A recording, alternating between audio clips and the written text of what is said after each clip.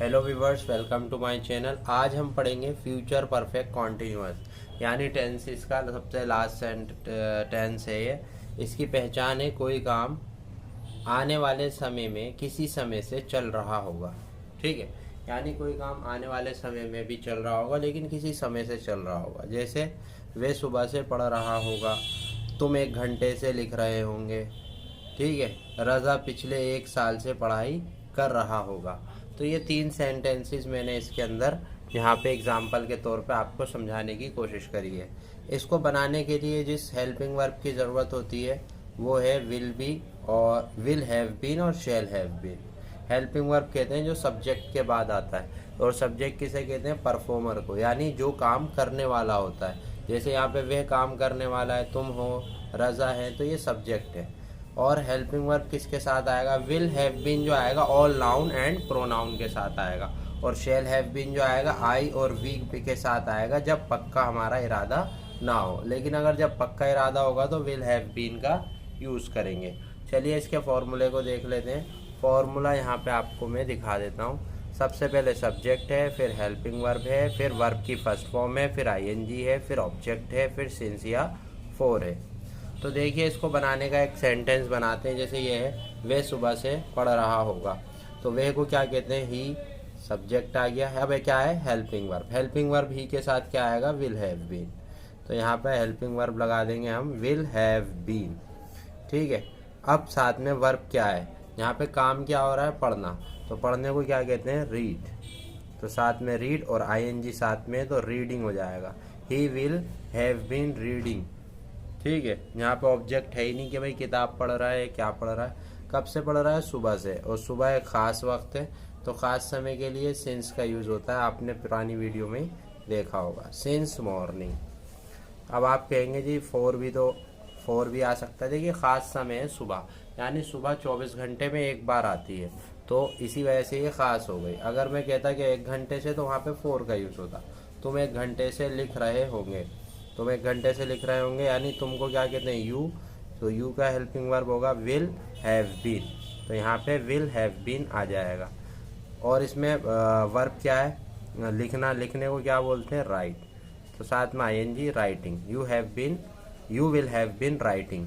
कब से लिख रहे हैं? 1 घंटे से। तो फॉर एन आवर। यहाँ पे 1 घंटा पता नहीं कौन सा 1 घंटा, सुबह का है कि शाम का है या दोपहर का, तो इस वजह से यहाँ पे जो है 4 का यूज़ होगा। अगर हमें पता होता पक्का के पिछले 1 घंटे से, तो जब सिंस लास्ट एन आवर आता। ठीक है, अब ये रज़ा पिछले 1 साल से पढ़ाई कर रहा होगा, तो यहाँ पे रज़ा का नाम है तो रज़ा, और will have been helping verb रहेगा। यहाँ पे विल हैव बीन पिछले 1 साल से पढ़ाई यानी स्टडी, तो यहाँ पे हो जाएगा स्टडिंग कर रहा है पिछले 1 साल से, तो यहाँ पे आएगा since last 1 year. Since last 1 year. तो ये हमारा जो है पैटर्न हो गया फ्यूचर परफेक्ट कॉन्टिन्यूअस का, कि कैसे कैसे आपको करना है। इसके हेल्पिंग वर्ब क्या है, किस हेल्पिंग वर्ब के साथ क्या यूज़ होगा, फॉर्मूला क्या है, और ये। चलिए अब इसके सेंटेंसेस की प्रैक्टिस कर लेते हैं थोड़ी सी। चलिए अब टेंसेस की प्रैक्टिस करते हैं। अब इन्हीं की मदद से हम सबसे पहले 4 सेंटेंसेस की प्रैक्टिस करेंगे। तो देखिए पहला सेंटेंस है, तुम कई वर्ष से कठिन परिश्रम कर रहे होंगे। तो तुम के लिए आएगा यू, और हेल्पिंग वर्ब इसका जैसे कि मैंने आपको बताया विल हैव बीन। तो हेल्पिंग वर्ब आपका रहेगा विल हैव बीन। यहाँ पे कठिन परिश्रम यानी working hard.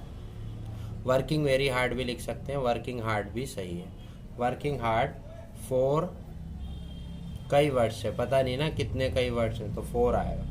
For last many years. For last many years. इसके बाद अगला सेंटेंस है, वे सवेरे 9 बजे से ये पुस्तक पढ़ रहा होगा। वे सवेरे 9 बजे से ये पुस्तक पढ़ रहा होगा। तो वे के लिए क्या आएगा? He, helping verb will have been. ठीक है, बड़ा हेल्पिंग वर्ब है तो ध्यान से, विल हैव बीन। ठीक है, क्या पढ़ रहा होगा? बुक पढ़ रहा होगा। रीडिंग वर्ब इसके अंदर रीडिंग है, आईएनजी आएगा। रीडिंग ये किताब है तो this book reading this book. ठीक है, सिंस, यहाँ पे सिंस आएगा क्योंकि सवेरे 9 बजे। सिंस 9 इन दी मॉर्निंग। तो बड़े सेंटेंसेस है, इनकी खूब प्रैक्टिस करिए आप ज़्यादा से ज़्यादा। अब तीसरा सेंटेंस है, वे 1 घंटे से मीठे स्वर से गा रही होगी। तो यहाँ पे लड़की है तो शी का यूज़ होगा और हेल्पिंग वर्ब वही रहेगा, will have been. Will have been याद रखिए, विल हैव बीन। गाने को क्या कहते हैं? सिंग, साथ में आईएनजी आएगा तो सिंग लगा दिया, आईएनजी। सिंगिंग कैसे गा रही है? मीठे स्वर में, तो स्वीटली। स्वीटली कितनी देर से गा रही है? फॉर एन आवर, यहाँ पे फॉर एन आवर, ठीक है। अब लास्ट सेंटेंस है, मजदूर सुबह से काम कर रहे होंगे। तो मजदूर को क्या कहते हैं? लेबर। तो यहाँ पे आप लिख देंगे लेबर। लेबर। हेल्पिंग वर्ब वही रहेगा, विल हैव बीन, ठीक है। डूइंग वर्क, डूइंग वर्क कब से कर रहा है? सुबह से। तो यहाँ पे आ जाएगा since morning. Labour will have been doing work since morning. तो ये तो बन गए हमारे सिंपल सेंटेंसेस। चलिए इन्हीं के नेगेटिव बनाते हैं। नेगेटिव बनाते हैं इसी के। जैसे फर्स्ट सेंटेंस है, तुम कई वर्ष से कठिन परिश्रम नहीं कर रहे होंगे। तो इसका जो नेगेटिव बनेगा वो बनेगा, पहले इसका सिंपल बनाया था फिर आपको बताऊंगा। मैंने यहाँ पे सिंपल उतार लिया सेंटेंस। अक्सर बच्चे परेशान होते हैं कि नेगेटिव में कहाँ लगेगा नोट। तो विल के बाद नोट लगेगा भाई इसमें। You will not have been working hard for last many years. तुम कई वर्ष से कठिन परिश्रम नहीं कर रहे होंगे। अब अगले सेंटेंस का नेगेटिव बनाते हैं। अगला सेंटेंस है ही विल के बाद नोट लगा दिए। He will not have been reading this book since 9 in the morning, 9 o'clock। वे सवेरे 9 बजे से ये पुस्तक नहीं पढ़ रहा होगा। इसके बाद थर्ड सेंटेंस है, उसे देख लेते हैं। अगला सेंटेंस भी उतार दिया है, शी विल के बाद not. She will not have been singing sweetly for an hour. वे 1 घंटे से मीठे स्वर से नहीं गा रही होगी। और इसके बाद लास्ट सेंटेंस है, मजदूर सुबह से काम नहीं कर रहे होंगे। तो ये लास्ट सेंटेंस उतार दिया, labour will not have been doing work since morning. मजदूर सुबह से काम नहीं कर रहे होंगे। अब इंटेरोगेटिव की तरफ चलते हैं। इंटेरोगेटिव जैसा कि आप देख रहे हैं उतार लिए गए हैं यहाँ पे। क्या तुम कई वर्ष से कठिन परिश्रम कर रहे होंगे।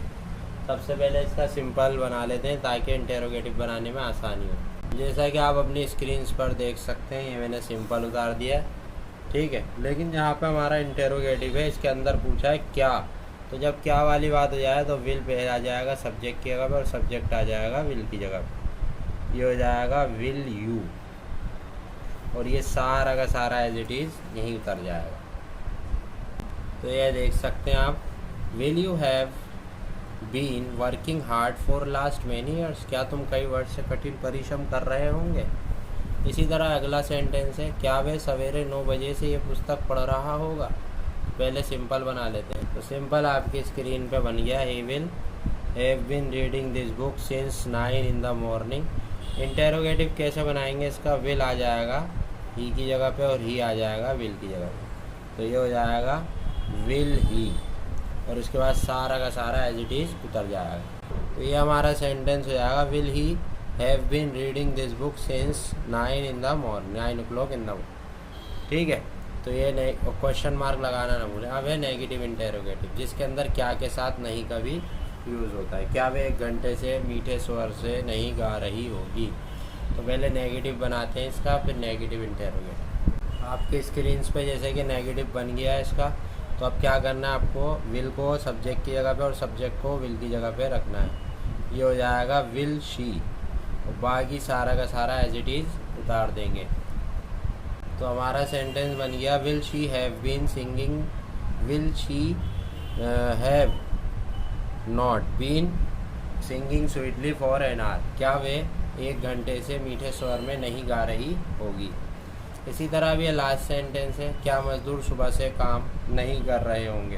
तो पहले नेगेटिव बना लेते हैं, मजदूर सुबह से काम नहीं कर रहे होंगे। नेगेटिव बन गए। अब यहाँ पे क्या करना है आपको, विल को लगाना है सब्जेक्ट की जगह और सब्जेक्ट को विल की जगह पे।